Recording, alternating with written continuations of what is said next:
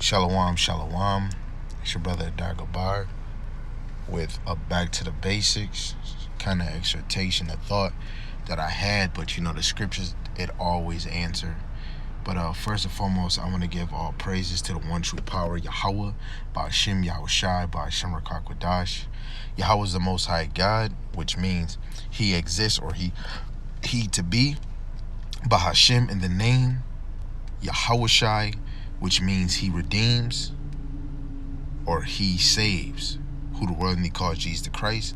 The Rakakwadash is the Holy Spirit in the Paleo Hebrew. A mighty shalom to the hopeful elect that are scattered four corners of the earth, teaching this word and believing this word in the order that the Most High put in front of us, the elders, the apostles, the prophets, the bishops, the deacons, and the teachers of His ministry, whoever they may be. Lord willing, they can continue in their lot, right, and be sincere and endure. And shalom to the Aquathium that are believers of His word. Lord willing, you can continue to pursue to be a loving and silent and virtuous wife. And Lord willing, the Most High have mercy on the other brothers that's not in the faith. Lord willing, the title of this lesson will be Love the Father, Not the World. Just something real quick. I know we all heard these verses, but we're still in this system. We're still in this place. So you want the courage of love the Father and not the world. It's important. Your actions, really your thought, is really how your thought is moving and what you allow to come out your mouth on a daily. That shows what's in your Abdullah Oblongata. I probably said it wrong, but what's in your mind, what's in your heart. Usually we speak it. Usually we're active in it. But this is 1 John chapter 2, verse 14. I have written unto you, fathers, because ye have known Him that is from the beginning. I have written unto you, young men, because ye are strong, and the word of God abideth in you, and ye have overcome the wicked one. Love not the world, neither the things that are in the world. If any man love the world, the love of the Father is not in him. Right? And you have to choose one. Which one is greater? Which one is more beneficial? It's going to be Yahweh Shem Al Shai. We're suffering in this place regardless. It's nothing it's nothing you can do. It's just suffering, But the ones that's going to endure to the end, the ones that's going to strive for Yahweh Shem Al Shai is going to continue to move, right? In His love.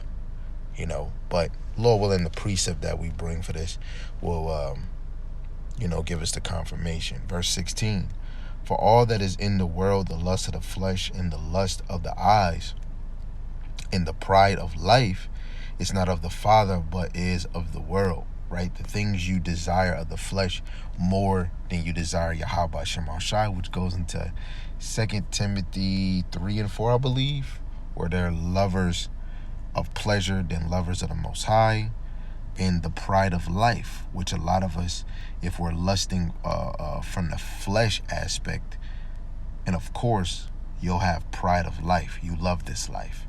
You don't want it. You don't want it to end, right? Is not of the Father, but is of the world. That's plain. 17. And the world passeth away in the lust thereof, but he that doeth the will of God abideth forever, because the truth abideth forever. So you must cleave and walk, believe in the truth, right? That Yahweh Shem Al Shai have given us, right? So let's go to the side precept, which is 1 Corinthians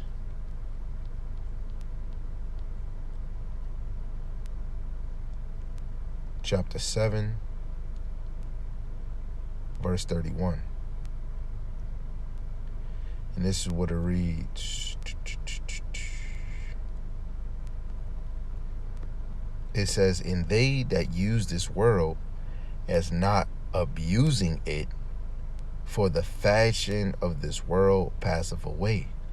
Right? You want to use the world, but don't abuse it.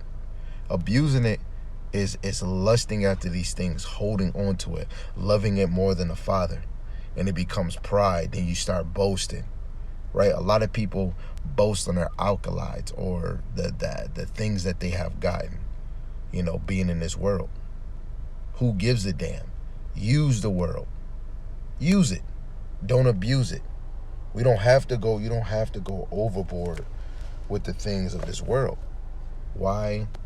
Let's just go to this other little classic precept in Romans, the 12th chapter, which goes straight to the point. Verse 2, and be not conformed to this world, but be ye transformed by the renewing of your mind, that ye may prove what is that good and acceptable and perfect will of God. Right? Being renewed in the mind is allowing Yahweh Ba'ashem Yahushai to renew your thinking. Thinking the way that Yahweh Ba'ashem Yahushai wants you to think, which is acceptable and perfect in his will.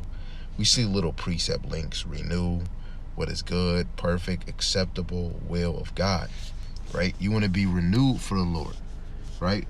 Lusting in this world is not renewing you. Right? I ain't gonna lie, this place holds you back.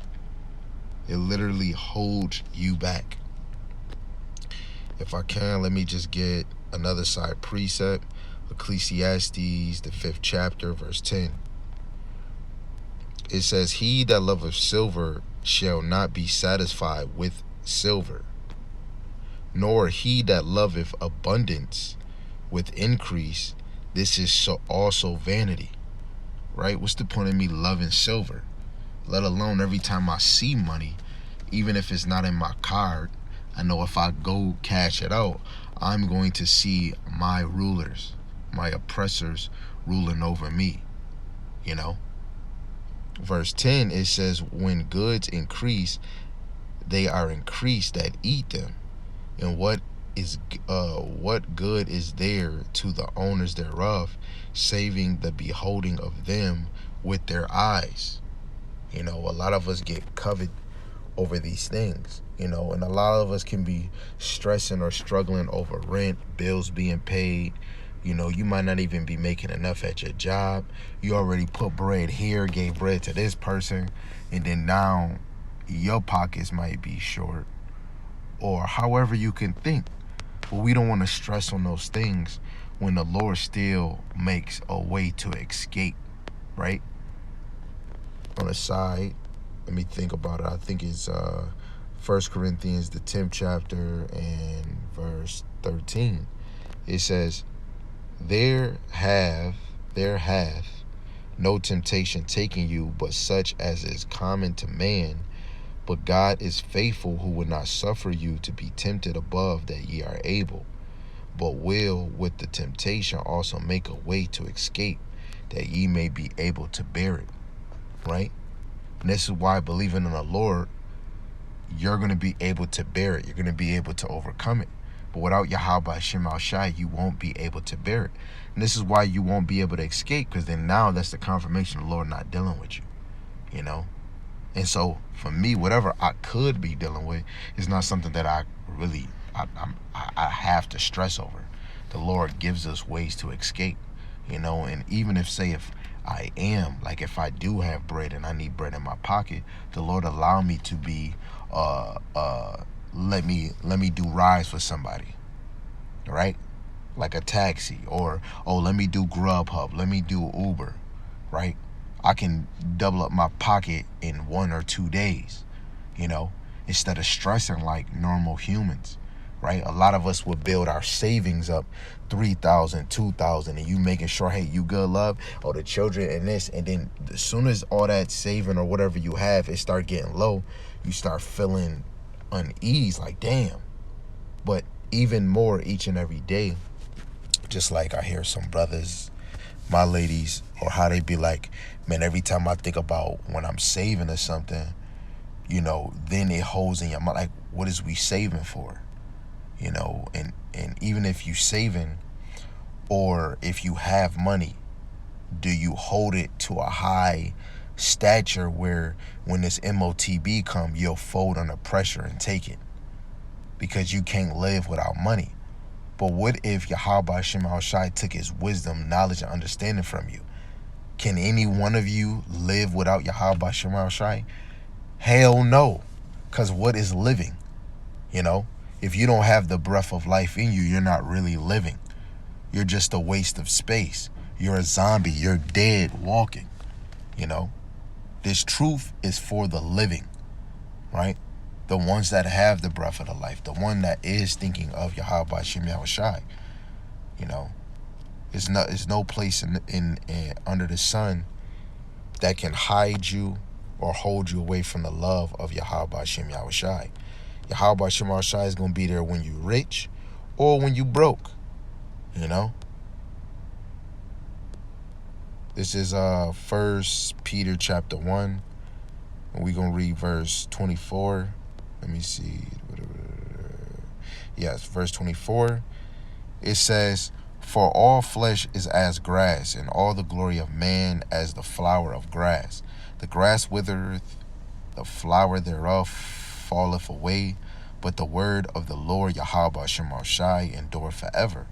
And this is the word which by the gospel is preached unto you." And you can see the dollar is withering away, the BBLs is withering away.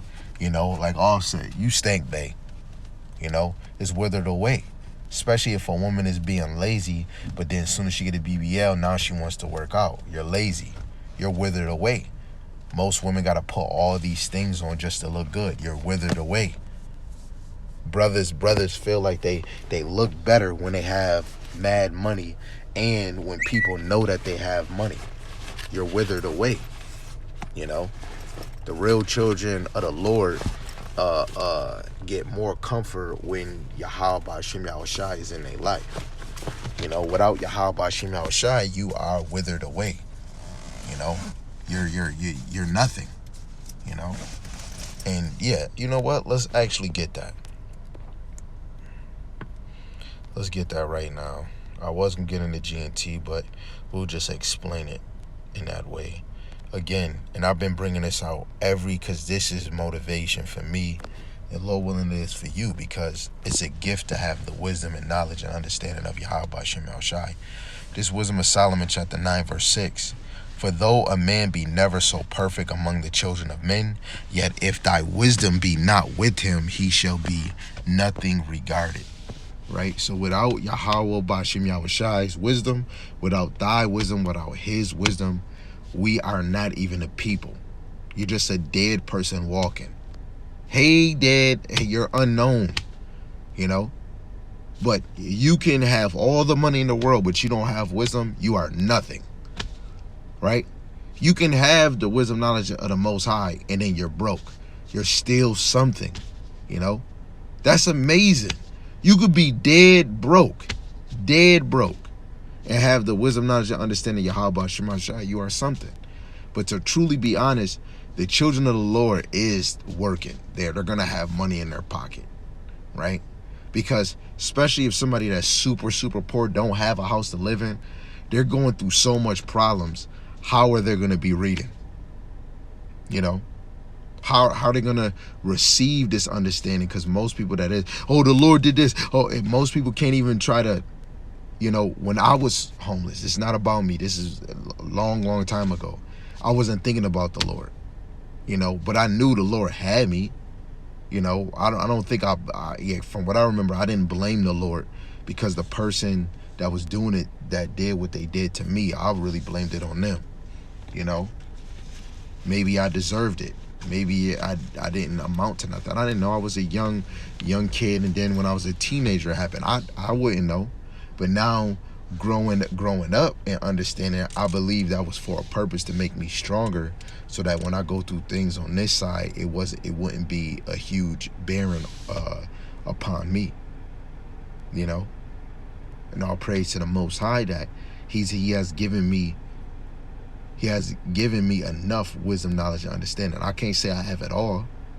You know, to be honest, I don't have it all, but I know He's allowing me to increase, because I'm decreasing, and I'm always talking about Him and thinking about Him. You know, even if I had a thought moment and it could have not had me upset, but like, I'm always trying to be organized or be prepared or have things ready. And then in my mind, I had to think, okay, this and this and that. And then it had me thinking like, then I'm rebuking like, man, you ain't got to worry, because the Lord gives you outlets to make sure you can get it done, especially having children, having a wife or wives, it makes you strive to know, I'm not just doing this for myself, you know. And a man that's not providing is worse than an infidel. You know, use the world, don't abuse it. You know, it's nothing else in, like, I have everything that I really want. You know, except for toys that brothers want, a car or this. Like, I really have everything that I need for the moment. But I really want to get the freak out of here. I want my crown. I really need these prophecies to happen because I want sifting to be away from me. I want people that's not true for the Lord to be removed. And if I'm not truly serious, I hope the Lord remove me from people that is serious. You know, because this is really real life. You know what I'm saying? And let me just get this last precept, and I gotta go back to work. Got to. 2 Timothy chapter 3 and verse 4. Traitors, heedy, high-minded, lovers of pleasures more than lovers of the Most High. So you must be a lover of the Most High. You know, a lover of Yahweh Ba'ashim Yahushai. Plain point blank. With that, I'm going to say Shalom, Yahweh speed. Lord willing, this was edifying. If it wasn't, then, you know, how can we say the Lord dealing with us, dealing with you, if it comes to book, chapter, verses coming out and everything is lining up? So again, Lord willing, this is edifying to you and build you up to use the world but not abuse it. Put more affection, more striving, more attention on Yahweh Shem Shai, and really F the world. With that, Shalom, Yahweh speed.